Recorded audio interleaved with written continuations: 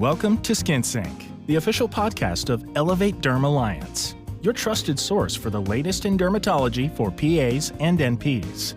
Join our hosts for real clinician perspectives and expert guest insights as they explore everyday dermatology topics with practical takeaways.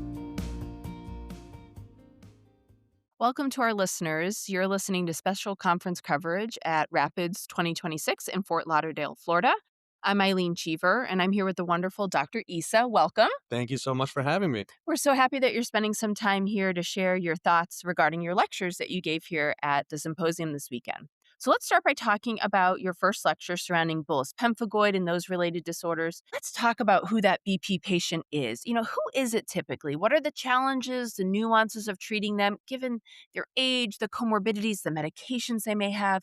Who is that patient? Sure. So the number one lesson here is that you're going to find the itchy elderly patient. That's going to be the person who walks in the door, and you have to have bullous pemphigoid high on your differential diagnosis so that you are not going to miss it, right?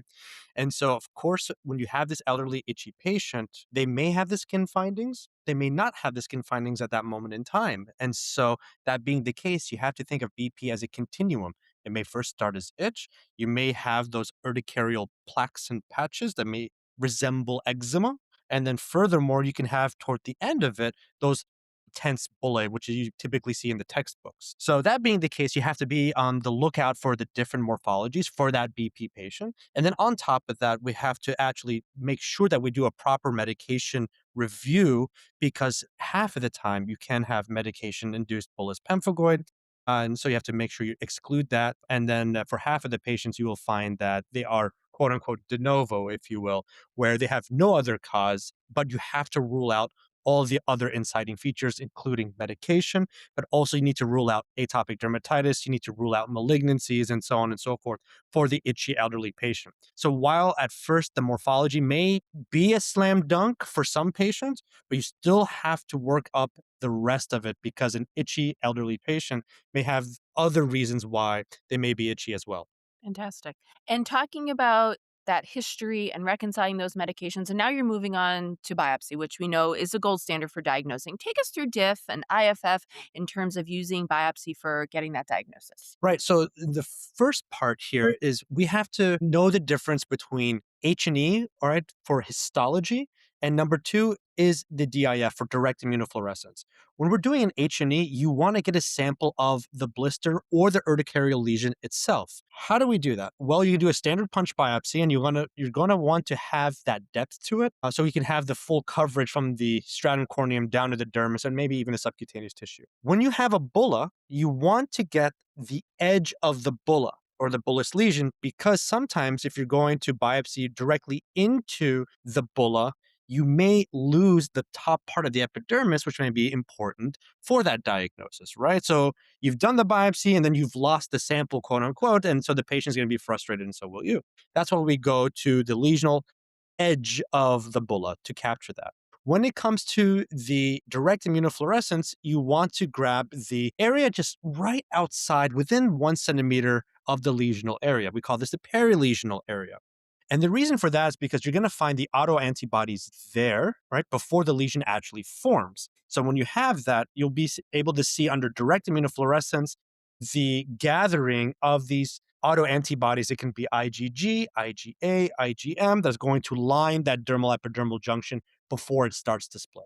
That basement membrane zone The there. basement membrane zone. I think that's so helpful to really give color to why we're going perilesional. We know, okay, go perilesional, but why? Because that's where some of that disease is smoldering before the blister. I never thought of it that way, so that's great. How about serologically, EP 180, 230, drawing that, managing your patients? Are you using those levels? Tell us how you're integrating that. Right. So in this case, so the serology for bullous pemphigoid, where we have these autoantigens called BP180 or BP230, they are the IgGs, right, that are going to be targeting the components of the basement membrane that lead to the bulla, right, to the tense bulla to be exact. Now, these two autoantigens are going to be elevated in patients with active bullous pemphigoid. Studies have also shown that they will wax and wane with the disease activity. And because of those studies, I am using BP180 and BP230 to help me assess where my patient is from an inflammatory standpoint for bullous pemphigoid. Fantastic. How about what we know or what the thinking is behind the pathophysiology of BP, particularly with Th2 inflammation, the role that plays in bullous pemphigoid, and how newer therapies have provided this new avenue for disease control? So, at the crutch of bullous pemphigoid is that you have auto antibodies, right? So with auto antibodies, they have to come from the B cells. So how do the B cells make these auto antibodies? Well, interestingly enough, these B cells are reactive to interleukin 4 and 13 and have an interleukin 4 receptor. This is where the type 2 inflammation comes in. So those two cytokines, IL-4 and IL-13, will actually bind to interleukin 4 receptor to cause the production in those B cells, the auto antibodies, which are typically IgG, but also IgE, IgM, IgA. Which is why you see IgG on your diff. Mhm. So we don't have a diff that looks for the IgE, obviously, and that's why that you'll see that IgG based on that pathophysiology. Very cool. Any final takeaways, just helpful pearls or hints about thinking about BP, managing those patients who have bullous pemphigoid? Right. So first, if you're thinking about bullous pemphigoid, all right, you may not see the bulla. So you have to have it high in your differential diagnosis. I find clinicians making this mistake over and over again where they have a smoldering BP, but never thought about it. So keep that in top of mind. You always have to do the medication reconciliation. Don't forget to do that. And then you're going to have to weigh your risks and benefits of stopping certain medication if you find that to be the cause of the patient's bullous pemphigoid. And last but not least, now we also have a FDA-approved drug, which is dupilumab, to stop the type 2 inflammation that is leading to the generation of these autoantibodies. And so let's utilize that to help these BP patients. Great advice. The second lecture you gave was with pemphigus, Mm. the immunology as it pertains to pemphigus and how we understand that and how it translates to current therapies. So let's talk about those adhesion proteins that are associated with pemphigus, that desmoglein adhesion protein. Can you expand on those proteins and their role in pemphigus? Yes, so we are also looking at a blistering disorder, a different blistering disorder from bullous pemphigoid. We have pemphigus vulgaris now. And this is where you have autoantibodies to a different antigen, all right, a different target, which is the desmogleins, as well as possibly desmocollins, right? And we'll touch on that in a moment.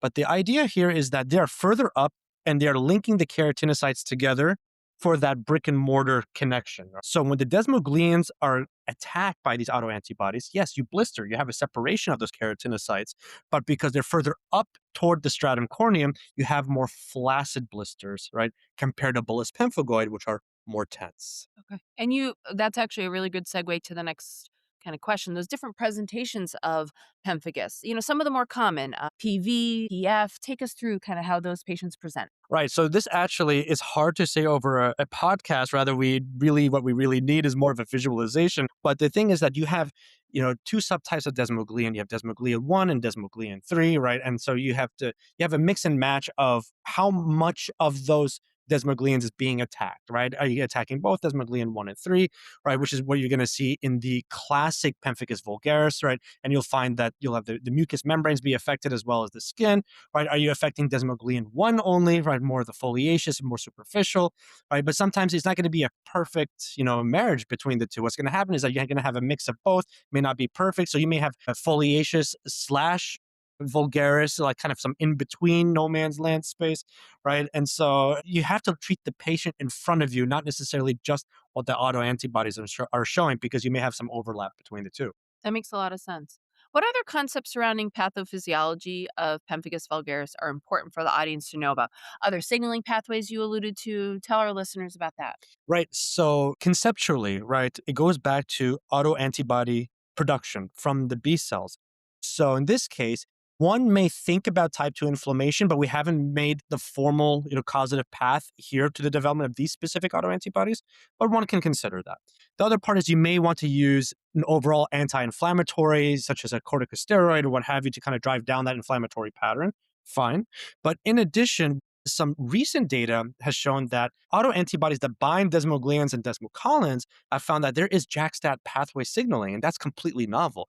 And there's some data, actually, there's just one study that I can come to mind with that showed topical JAK1, JAK2 inhibition has led to the resolution of pemphigus vulgaris skin, which is pretty remarkable. And it makes sense because if you're blocking that pathway, which is downstream, from the autoantibodies, you may prevent that keratinocyte destruction. Be a lot of factors contributing that we may not even know about yet. It's a great point. So, Mhm. diagnostically, talking about diagnosing pemphigus, you'd alluded to the changes with BP a few moments ago. Take us through the findings diagnostically on biopsy for pemphigus vulgaris. Right. So here you're going to find that more superficial blistering, which is going to be further up in the stratum corneum. It's not going to happen at that basement membrane that we talked about for bullous pemphigoid. For the direct immunofluorescence, right, here is going to be different as well. The characteristic finding is going to be that chicken wire pattern, because you'll see, in that stratum corneum where you have that brick and mortar of the keratinocytes, you'll find the autoantibodies, especially IgG and IgA, that's going to be lining up in that quote unquote chicken wire pattern. And it's very different from bullous pemphigoid, where you're going to have that basement membrane come alive in that really fluorescent green because of the location of the BP180 and BP antigens, which is in a very different location compared to desmoglians and desmocollins, again, which are further up. Can you touch upon the serology for anti DSG? Is that helpful? Can they ever be absent? Talk more about that. Right. So serology can be helpful to see what is currently circulating. And more often than not, you will have the circulating autoantibodies. That's how they get to where they need to be. And especially, these are especially helpful when your DIF is negative on the skin and you're hoping to find something there. But again, things are on a continuum. So you're catching the disease in a moment in time, in a particular lesion in a moment of time, and you may have just missed the boat, on that diagnosis, right? So I like to use the serologies because they could be adjunctive and helpful, especially in those cases where your DIF and histology may be, again, in that middle ground and you're not getting that full-blown diagnostic that you need. It's not entirely clear. Emergencies with pemphigus vulgaris patients. Sometimes the idea of managing those patients in our clinics can sometimes induce a little bit of hesitancy. How about some emergencies our listeners should know about? Right. So these patients can have a huge fluid shift if a lot of their body surface area is affected. What do I mean by that? So if you have erosions of your skin, right, you're going to be treated like a burn patient, right? And so what do burn patients worry about? Or what do we worry about for burn patients is that they're going to be losing they're going to have transepidermal water loss because of that broken skin. They have fluid imbalance, they'll have electrolyte imbalance. So these patients are emergent. We do need to treat them right away, or at least send them to the appropriate place, such as an ER. In addition, risk of infection is really quite high for these patients because of the broken skin and altered immunity as well. And then for patients who have mucocutaneous disease as well as esophageal involvement, they have difficulty eating, right? And so they could be losing weight considerably, right? And they can have a protein imbalance. So those are emergencies.